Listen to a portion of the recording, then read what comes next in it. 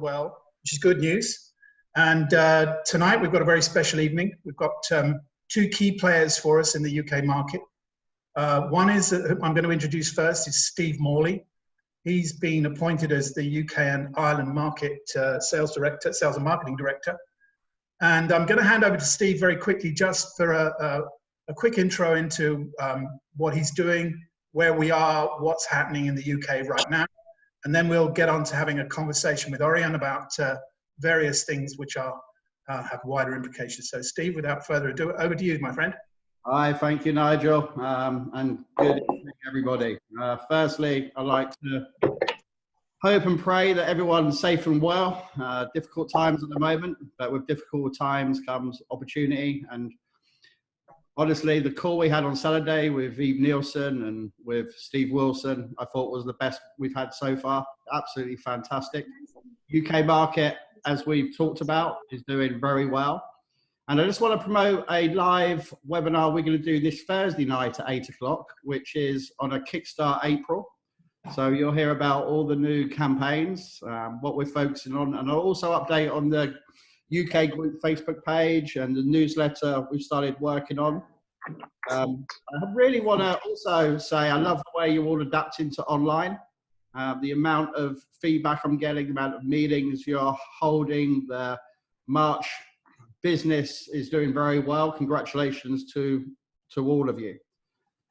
I'm really going to just from that hand you back to Nigel just to introduce our special guest speaker. You know who he is already. It's a real honor that he's on our call. I will be on Thursday night going through the campaign and also giving you specific details on where we are as a market and what's next. But with that, I'll hand you over to someone who from day one, since I joined the business, has always been supportive. He's been supportive not just of his own group, but also everybody in the UK market. And it's a real honor to meet him and to know him. So Nigel, I'll hand the mic back to you, and everybody enjoy tonight's call. Thanks, Steve. Welcome everyone again. So good to see so many people. It's, I guess, the beginnings of the market and the way it's going to begin to grow here in the UK. Tonight we have a very special guest on with us. Orjan, if you're muted, perhaps you unmute yourself. Yeah, or perhaps thank you. You're here. Welcome to the meeting. Thank you very much for joining us. I personally am finding this very exciting. You and I briefly met in Globan last year as you were glad handing lots and lots of people at the same time. And so it's nice to be able to speak with you directly. Tonight I'm going to ask a few questions. I hope you'll have some good answers for us. I'm sure you will. Part of them are sort of visionary ones. Others are a bit more in terms of detail about markets.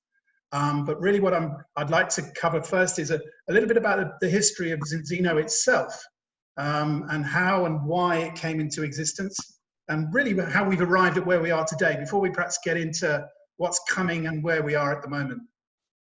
So we formed back in 2005, and it was spun out of the company where I was a partner myself, or a distributor, as we called it back then. And that story is too long to cover, but we started off with coffee products. I've been a coffee fan since I was a young adult in my early 20s, drinking cappuccinos and cafe lattes, because it was a part of the lifestyle, you know. You got in, and I remember in the morning, very early in the morning, me and my buddies, we were 23, 24, 25. We would get out to the coffee shop at 10 o'clock, 11 o'clock, very early mornings, as I said, being full-time in direct selling and self-employed, and sitting at this coffee bar. And it was literally 4 seats outside and 4 seats inside.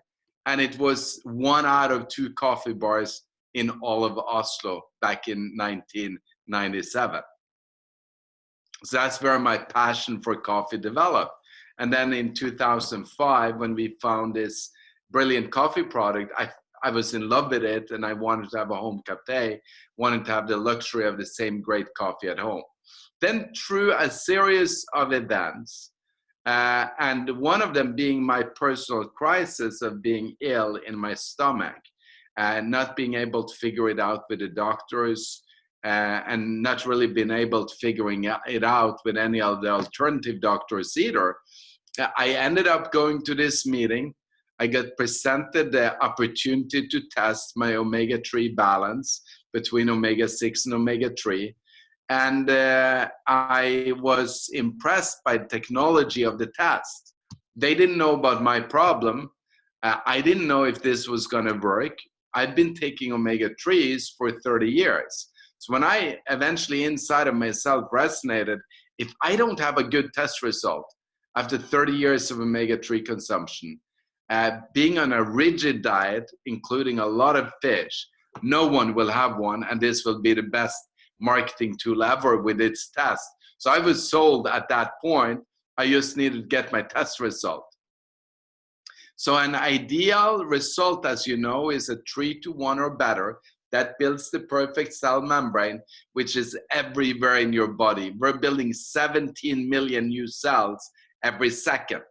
And every second we need this omega-3, we need this omega-6, and we need all the other essential things in our manufacturing system to build that perfect cell membrane and to do all the things inside and outside of the cell. I didn't know that back then, but that's how it's put together. So I tested, and my result was 10.4-to-1. So I'd been eating omega-3 for 30 years, and I failed the test. Then I took our product for 4 months, and after 4 months, reducing my cost into half, I didn't double my result. I didn't triple it. I went 500% better results with a 1.7-to-1. And all of a sudden, my stomach problems was gone, and I could eat any food that I wanted to again, which made me very excited. We bought part of the company. 7 months after I got tested, we launched the product into our Zinzino organization. The confusion of serving beautiful cafe lattes with a heart on top of it, to know going to pricking people's fingers, taking blood, sending it to the lab, and promoting omegas was definitely big. But just within 3 months from launching it, it was absolutely taking over our sales.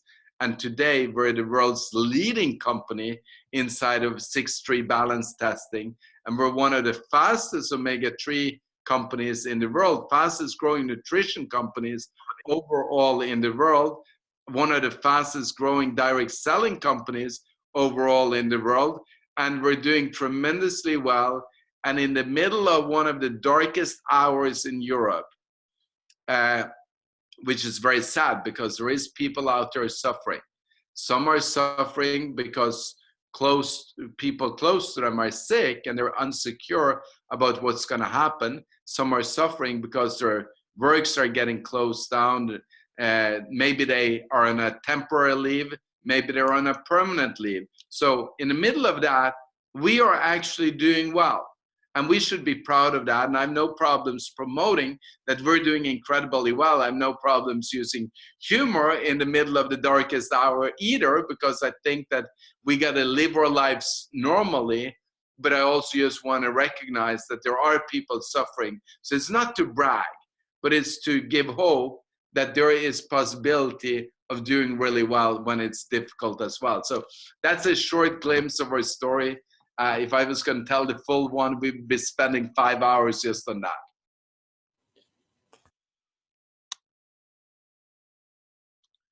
We got to unmute you, Nigel. Yeah, I am unmuted. Can you hear me now? Yeah. Oh, good. Okay. You said you were already in direct sales. What is it about direct sales that really kind of fired you up and eventually ended up in the creation of Zinzino itself? So when I was 14 years old, I asked my dad, how do I make money? And of course, I was working for him outside. I was working long hours since I was a little kid. I loved making money. And I was an entrepreneurial spirit, and I'm a dyslexic. I'm very good with numbers, very poor with letters. And because of that, I realized that the hopes for me to become a lawyer or to become a doctor and all of those things very slim.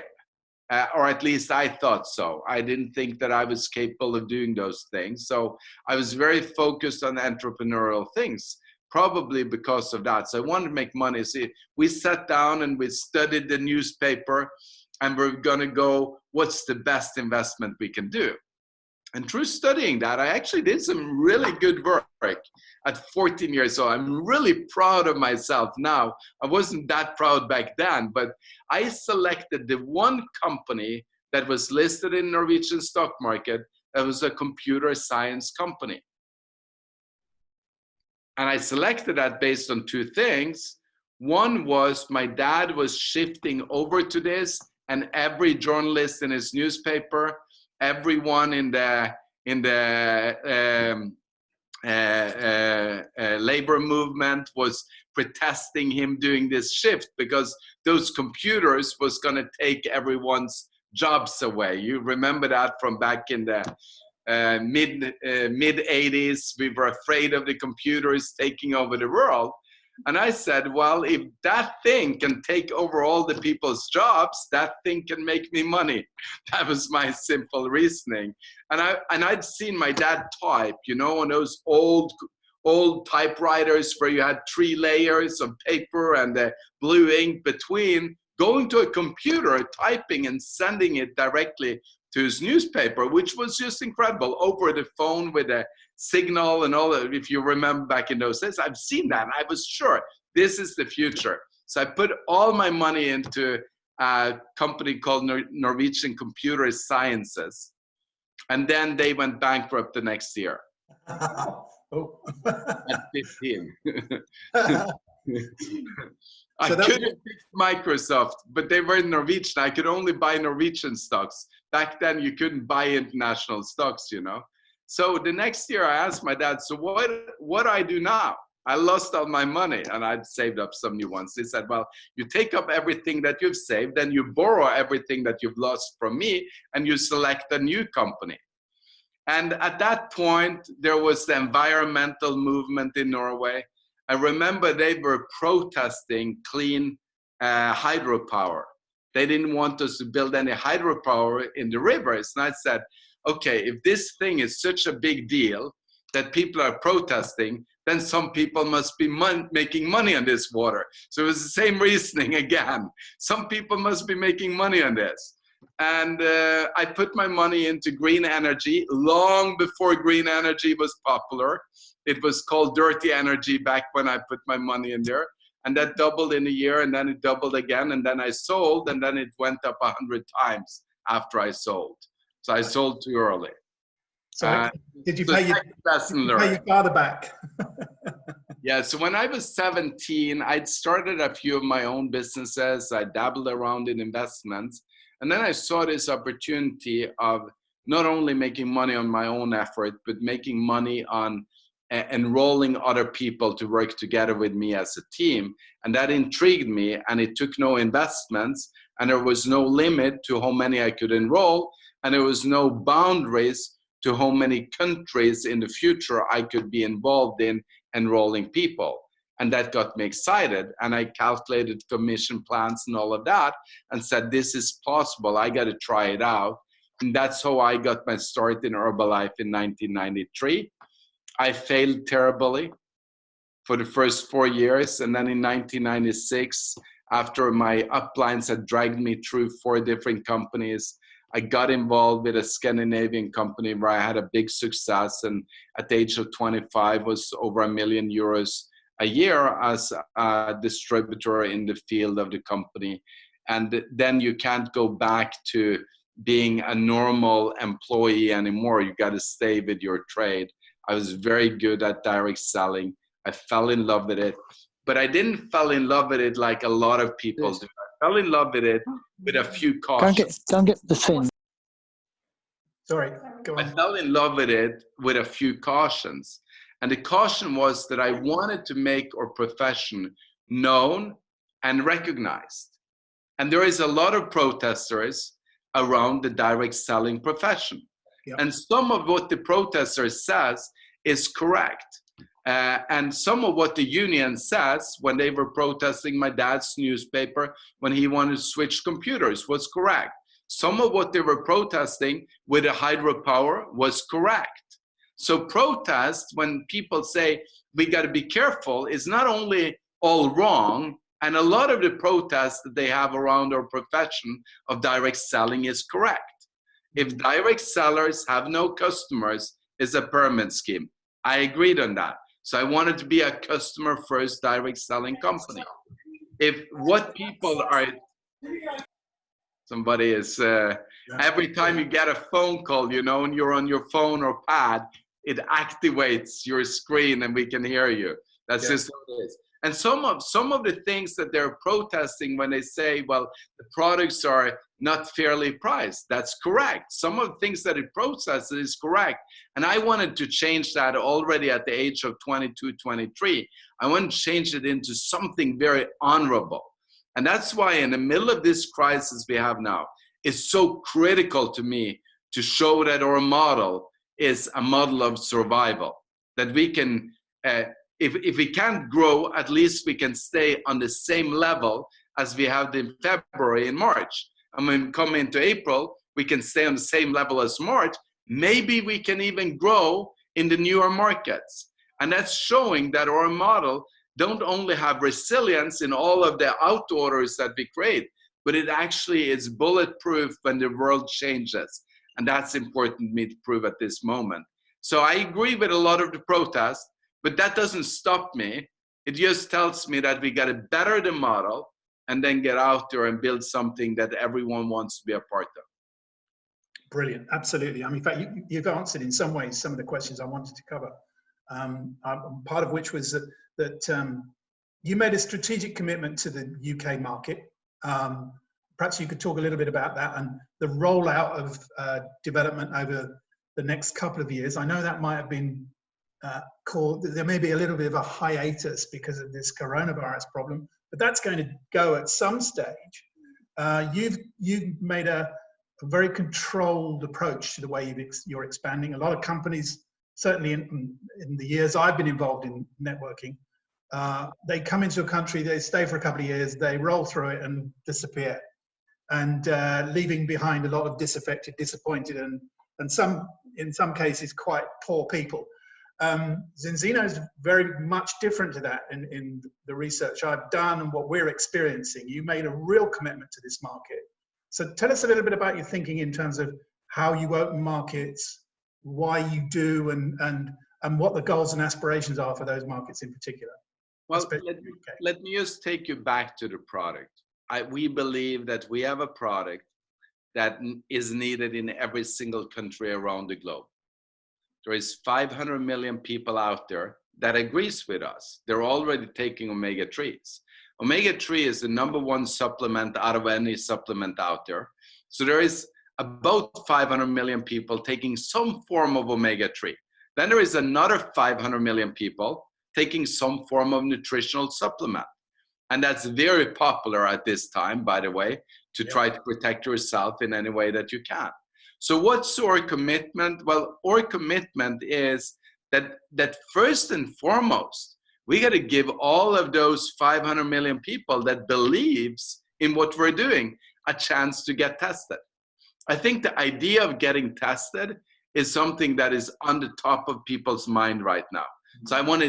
So even though we can't meet them personally to test them, and we know that our test numbers is going down, even though our sales is going up, I think the idea, so if you have the coronavirus, you want to get tested. The governments wants to test people as fast as possible. But now they have all of these restrictions on who can get tested because they don't have enough test kits out there yet. That'll be solved within 1 to 2 weeks and everyone will be able to get tested. But I think that idea that I want to get tested, when I know that omega-3 is good for me, I want to get tested if I knew that there was a test. And that's the whole point. Most people don't know that there is a test, so that's why they're not getting tested. And then when they get tested, they will discover, and it'll be self-evident for them within 4 months, that we have a superior product. Not only because of the fiscal results that they will feel from the product, but the hard evidence that they get on test number 2. And in the UK market, we've got about 10 million people that are using omega-3s occasionally, probably about 6-7 million that is very loyal to their omega-3s. We owe it to them to get tested, because when they test, 98, 97, 96% will fail our test. So they get a second chance, not wasting their money anymore, but actually getting a product that can bring them balance. And that's a long-term commitment. And then why this long-term commitment? Because we think by the end of the day, if we bring the world back into balance, the world will have less problems. The world will be healthier. The families will have less situations where they lose loved ones for unnecessary things that are caused by the diet. So that's our commitment. Then as a direct selling company, we want to partner up with you guys. We don't want to go into we bought the company when they were in the health food stores and the pharmacies, and they were failing. And then we succeeded with this model. So this is our commitment, is a direct selling model throughout the world where everyone gets at least 25 customers, and all the health professionals, the personal trainers, the gym owners, the doctors, the naturopaths, the chiropractors, all of those working in a health profession or professional salespeople, they'll get 100, 200, 500, 1,000 customers each.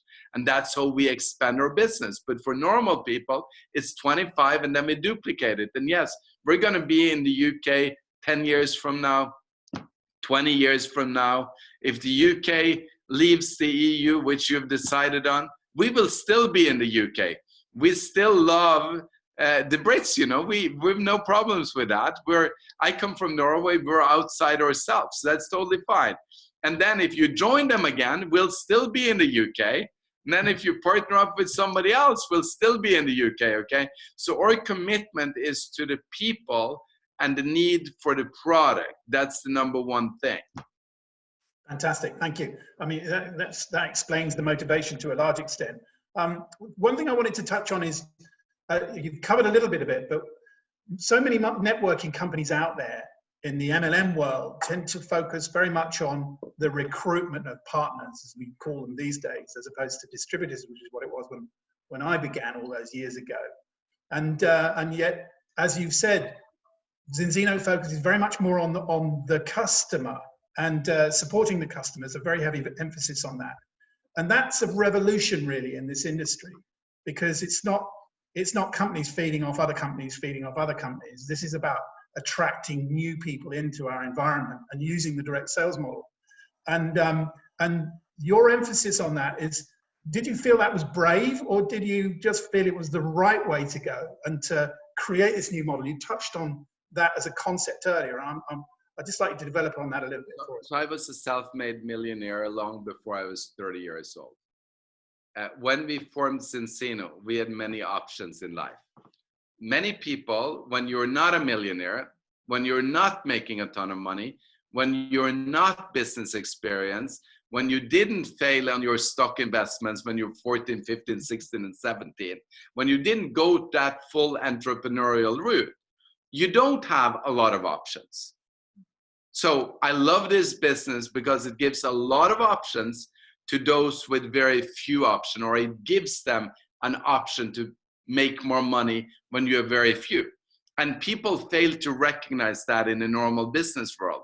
Because if you're working one full-time job and you have kids and you're going to start a business on the side, well, that costs you a lot of money, you know. Most people don't have that money, or you got to go finance it.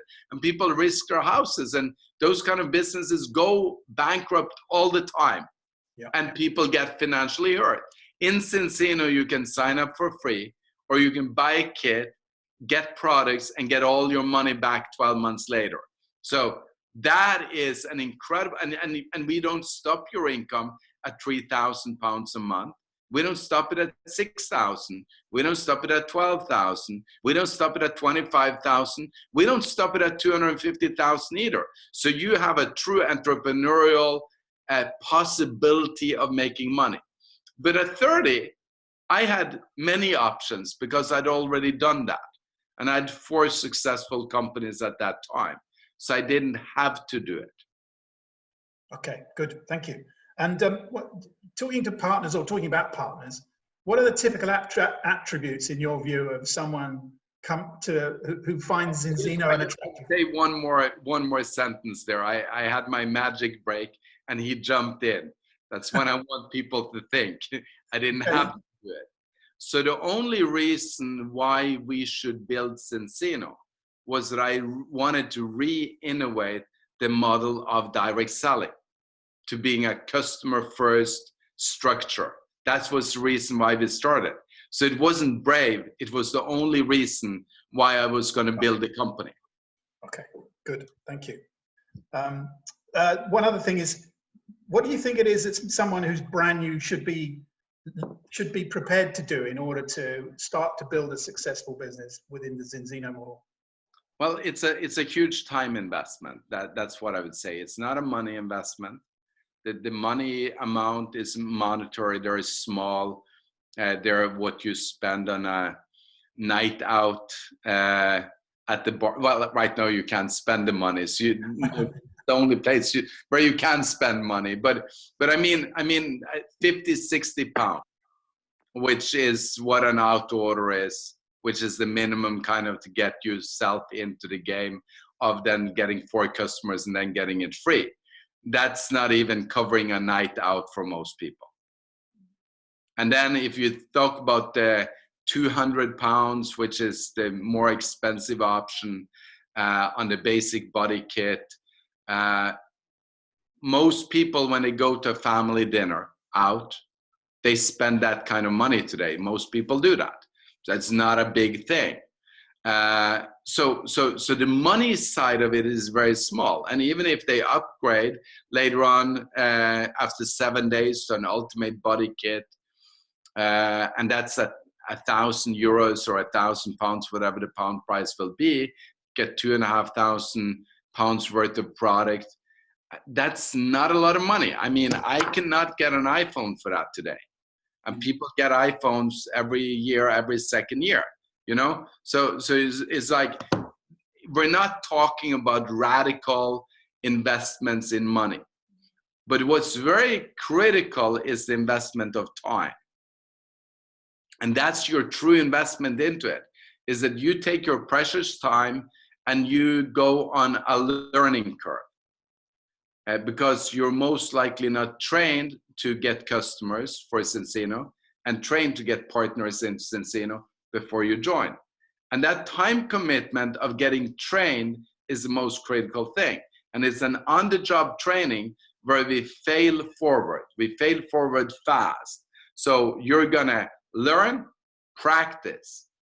Then you get some customers, then you're gonna learn, and then you're gonna practice. Then you get some customers, but in that process, some people are gonna say no, and some people are gonna say no, not because of Zinzino, not because of the product, not because of the test, but because you didn't present it in the right way. And later on, you'll discover that, okay, if I go back to them now with my new knowledge, then I'm more likely to get the sale. And that's why we're going to also train you in later trainings on how you get back to the same people that you were failing with in the beginning.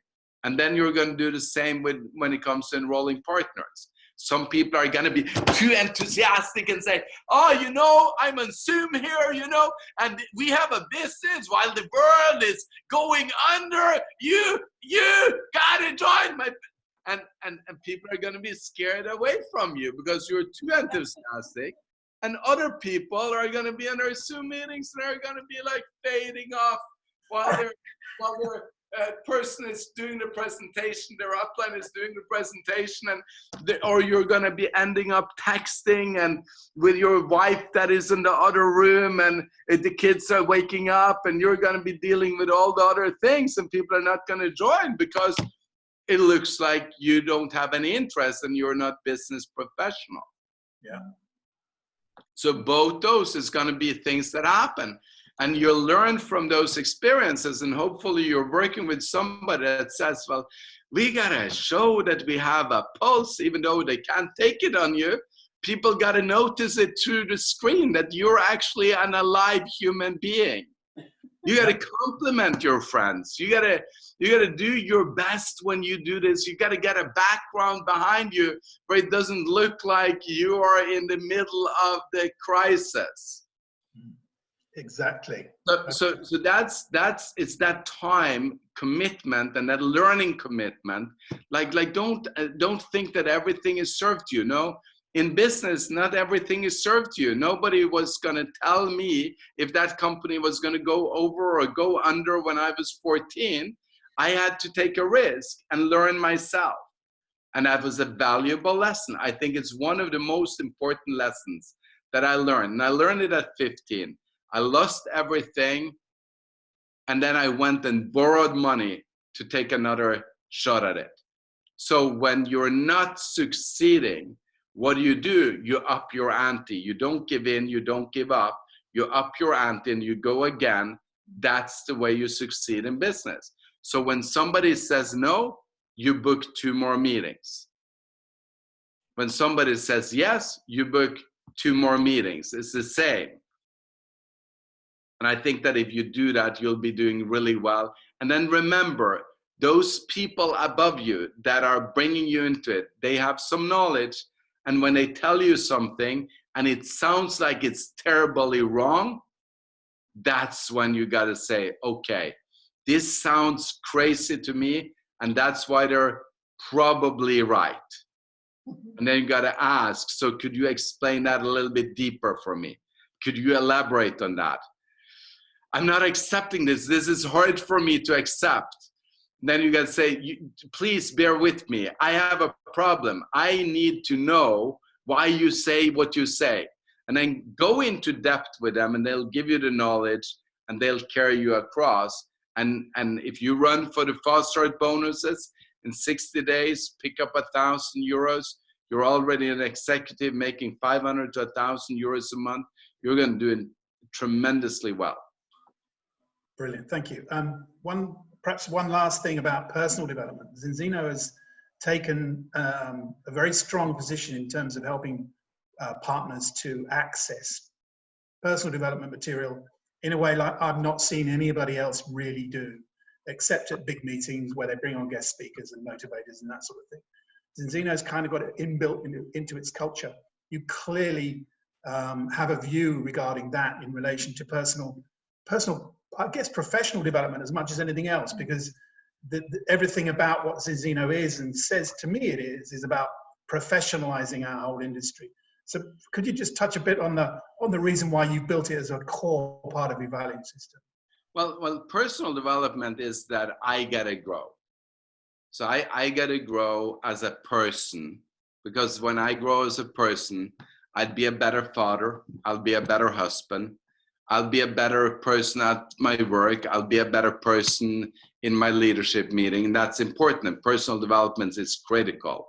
And I think that is critical, especially to anybody that is an entrepreneur, because entrepreneurship is often more about the person than about the profession. But in direct selling, a lot of people left out the professional development. They made it all about personal development. So if I want to become a lawyer, it's not so much about personal development, it's mostly about professional development. But if I want to make 500 pounds an hour as a lawyer, I need to do a lot of personal development too, because otherwise I don't get the right clients. I don't know how to communicate. Or if you work with juries, you got to be able to convey the jury, you know? So even in those professions, or a teacher, same thing. This professional development, learn the skills, but if you want to be loved by your student, you got to do personal development.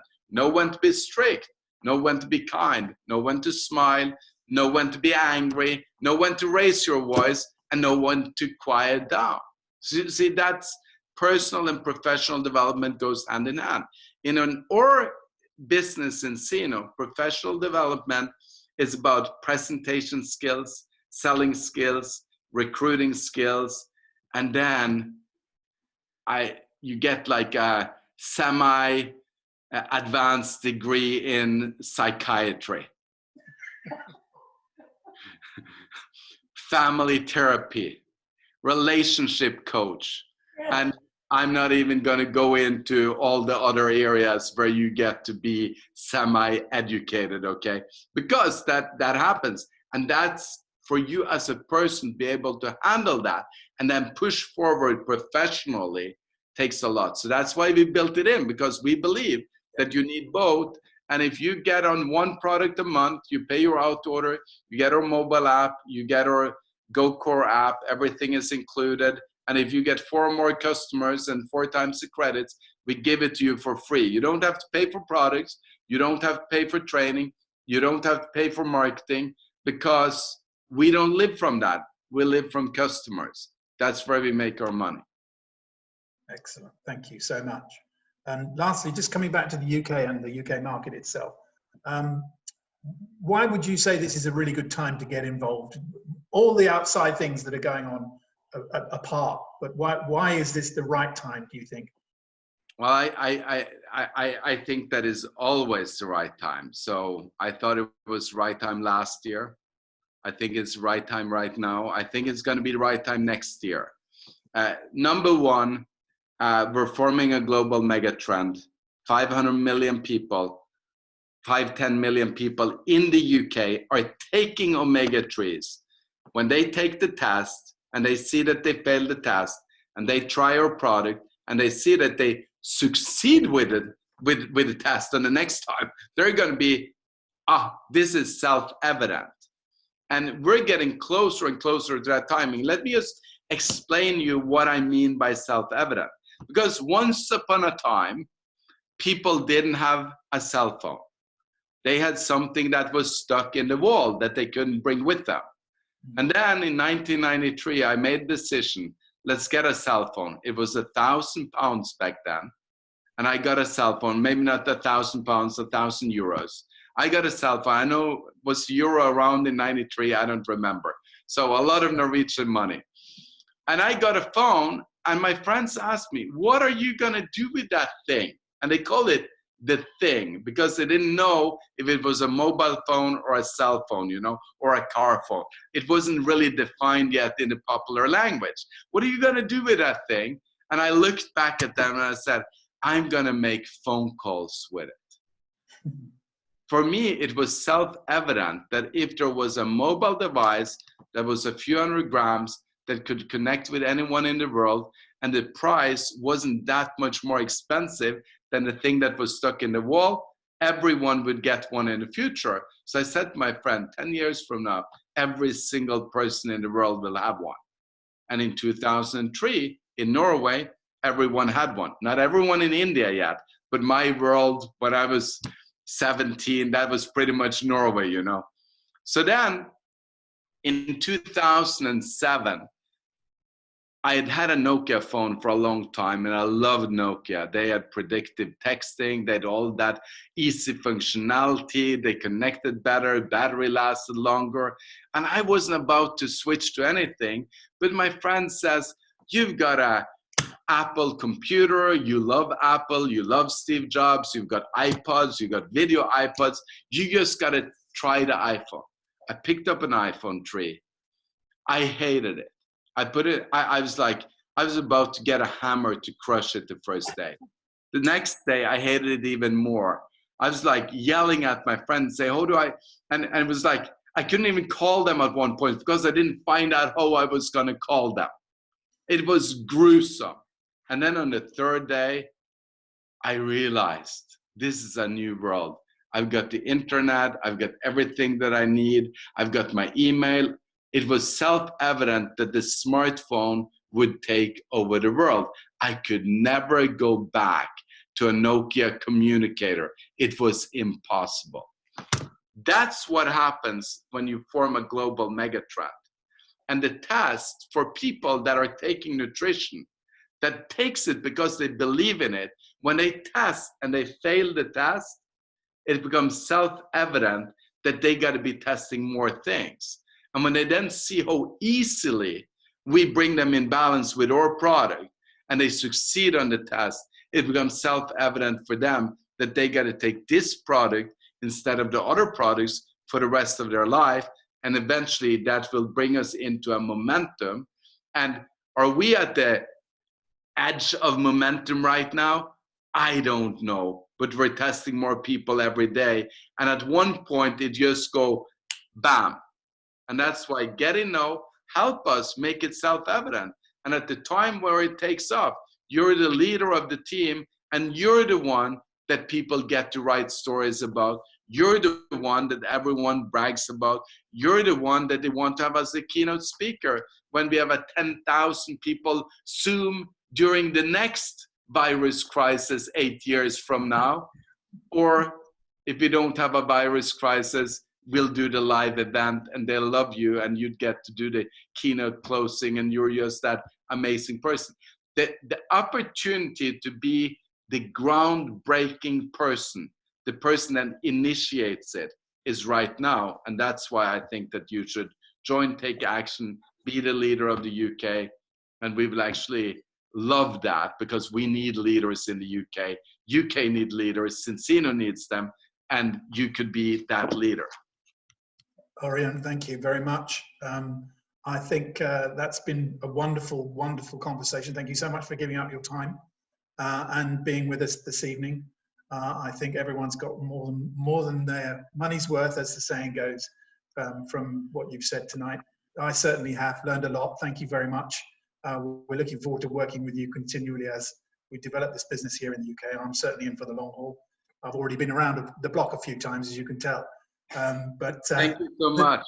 This will be my last hurrah with this one, I'm sure. Thank you for joining us all. Yeah. Thank you, everyone, for taking part.